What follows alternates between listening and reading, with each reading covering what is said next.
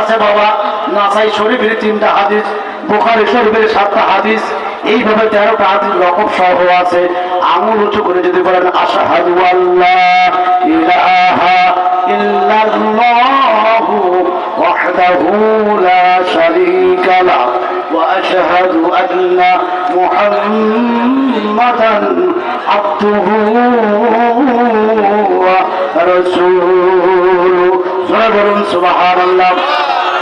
পৃথিবীর মানুষদেরকে আল্লাহ ডাক দিয়ে পৌঁছে রে পৃথিবীর মানুষ। আয়াতটা হলো আমা মুহাম্মাদুল্লাহ রাসূল কদ খলাত মিন ক্বাবলিহি রাসূল আফা ইম্মাতা আও কুতিলান ক্বালাত তুমালা আকাবিকুম আফা ইম্মাতা শব্দের তাফসীরে বিশ্বনবী মুহাম্মদ রাসূলুল্লাহ সাল্লাল্লাহু আলাইহি ওয়াসাল্লাম বলেন, আল্লাহ তাআলা বলেন মুহাম্মদ যদি ইন্তেকাল করেন, মুহাম্মদ কি বলেন তো, মুহাম্মদ সাল্লাল্লাহু আলাইহি ওয়াসাল্লাম যদি মৃত্যুবরণ করেন অথবা মুহাম্মদকে যদি হত্যা করা হয়, ও মুসলমান কোরআন কি তোমরা মানবা না? কথা বলেন না কেন? কোরআনের দিকে তাকান, এই কোরআনের দিকে সকলে তাকান। মুহাম্মদকে যদি হত্যা করা হয়, মুহাম্মদকে যদি জীবন দেওয়া হয়, অমুসলিম জনতা এই কোরআন তোমরা মানবা না। এই কোরআন যদি জীবন দেওয়ার প্রয়োজন হয়, আমার মতন করে জীবন দিতে হবে। কারা কারা দিবেন তুই হাত করে দেখাও।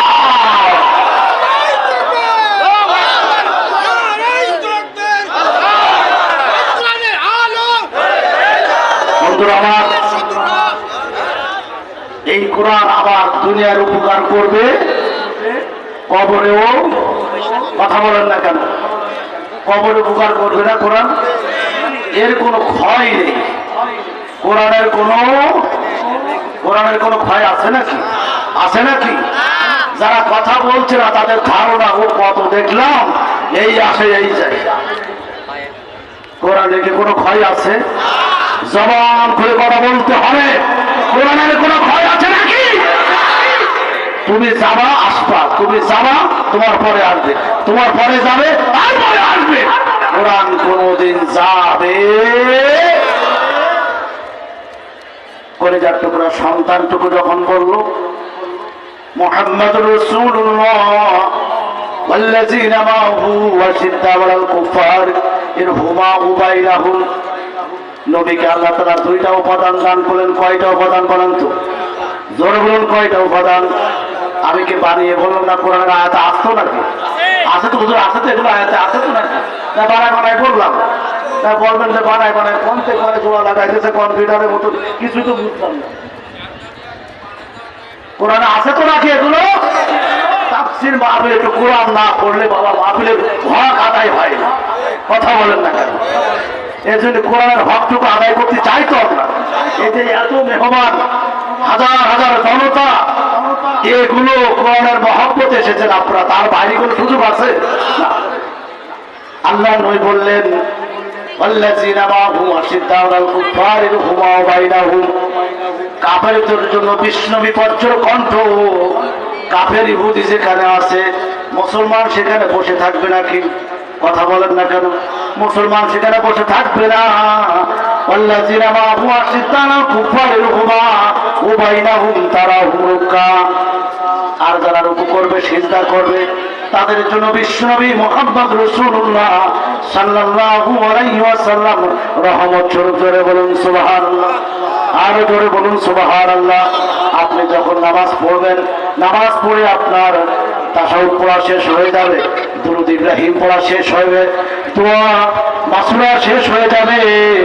দোয়া মাসুরা শেষ করার সময় যখন আপনি বলবেন আসসালামু আলাইকুম ওয়া রাহমাতুল্লাহ, এই বলে যখন আপনি এখানে মাঝখানে দাঁড়িয়ে যাবেন, আবার আসসালামু আলাইকুম বলার পূর্বে আল্লাহ নবী বলেন ইরহুমাউ বাইনাহুম তারাহুম রুক্কা সুজদা ইয়াবতাগুনা ফাদলান মিনাল্লাহি ওয়া রিদওয়ানা।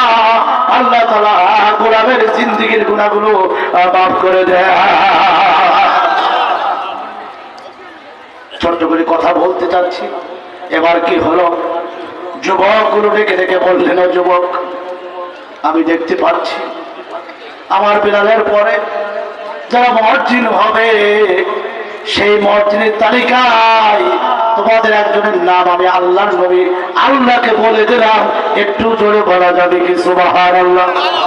বিশ্বনবী মারজুয়াকে ডেকে ডেকে বলল, ও মারজুয়া, আমার কাছে আসো। আল্লাহর নবী কপালে চুমা দিলেন। কপালে চুমা দেওয়ার সঙ্গে সঙ্গে মারজুয়ার 7টা চুল এই আয়াতের প্রান্তটিকা মা হুয়া শিফা ওয়া রাহমা।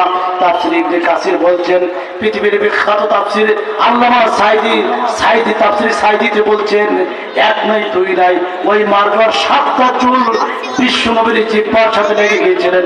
একটু জোরে বলা যাবে কি সুবহানাল্লাহ? মারজুয়া বললেন, ইয়া রাসূলুল্লাহ, ইয়া হাবিবাল্লাহ, আমার চুল কয়টা আপনার গালের ভিতরে ঢুকে গেছে?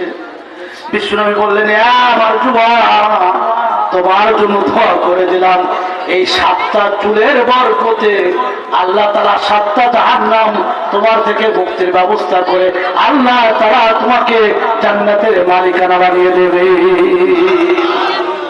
পরে দাওয়াত দেওয়া লাগে না, পাগলের মতন ছুটতে ছুটতে বাবার দরবারে চলে গেছে, মায়ের দরবারে চলে গেছে। ও মা,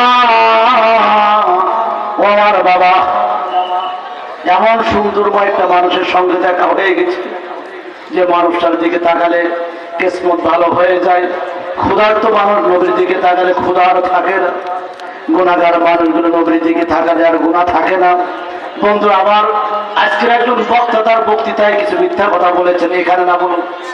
আমি ভিডিও দেখতেছিলাম, আপনাদের পরিচিত বক্তা বলতে চাচ্ছি না, আমি ফোন করেছি, এগুলো বাড়তেন। উনি বললেন, আপনার মক্কায় যারা মারা যাবে সকলেই জান্নাতি। নাউজুবিল্লাহ বলেন, মক্কায় যারা মারা যাবে সকলেই জান্নাতি।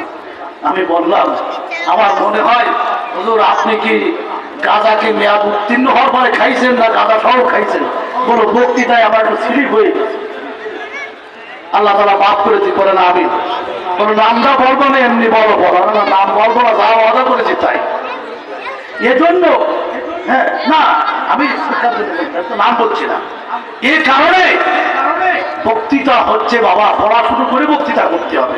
কথা বলেন না কেন? পড়াশুনো করেই বক্তৃতা করতে হবে। আপনি এমন এক তথ্য দিলেন যে তথ্য কোনো দায় নেই, তাহলে মানুষ তো পাগল ভিতরে পড়ে কি করে? কথা বলেন না কেন?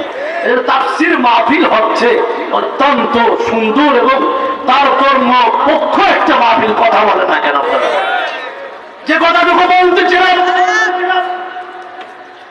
এই মারজুয়ান পরিবারকে আল্লাহ তাআলা এত সম্মান দান করেছিল, শুধু এক নাই দুই নাই, 300 বছর ধরে কাবার খাদেম হওয়ার সুযোগ আল্লাহ তাআলা তাদের দান করেছিলেন। একটু জোরে বলুন সুবহানাল্লাহ।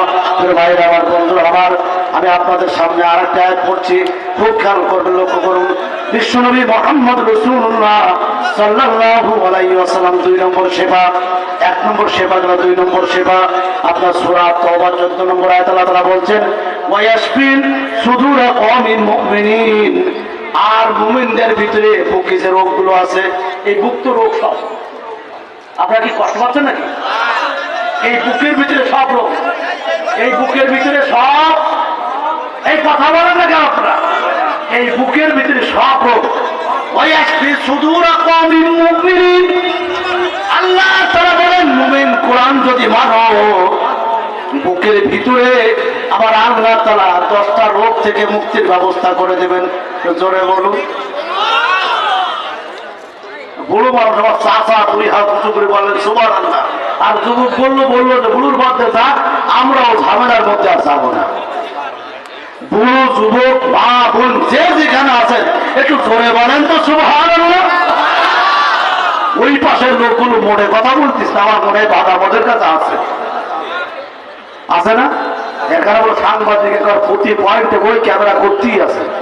এ দরকার বলি মাহফিল ফাঁকি দেওয়ার সুযোগ নেই। বলো কথা বলেন না কেন? কারণ এত মিডিয়া আর এত সচেতন মানুষ, যা আমাদের খুলনা সাতক্ষীরায় খুব কম আছে। কথা বলেন না কেন? এখানে ফাঁকি ঝুঁকি দিদি বলে হবে না, ভক্ত ফাঁকি দিতে পারবে না, শ্রোতাও ফাঁকি দিতে পারবে না। কথা বলেন না কেন? এজন্য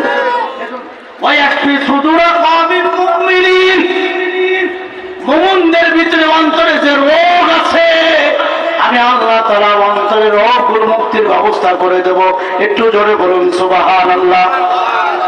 আমল করতে হবে 10টা, 10টা রোগ 10টা মুক্তি। রাজি আছেন তো কয়টা? একটু হাত উঁচু করে দেখান তো, হাত উঁচু করে দেখান তো বাবা, হাত একটু টাটা দেন, ক্যামেরায় উঠে যান, হাত উঁচু করে দেখান তো। লিল্লাহি তাকবীর।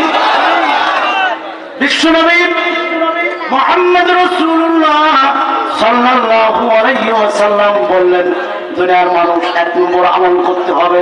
সেই আমলটা আল্লাহ তাআলা কোরআন আয়াতে বলছেন, ওয়া কাদা রাব্বুকা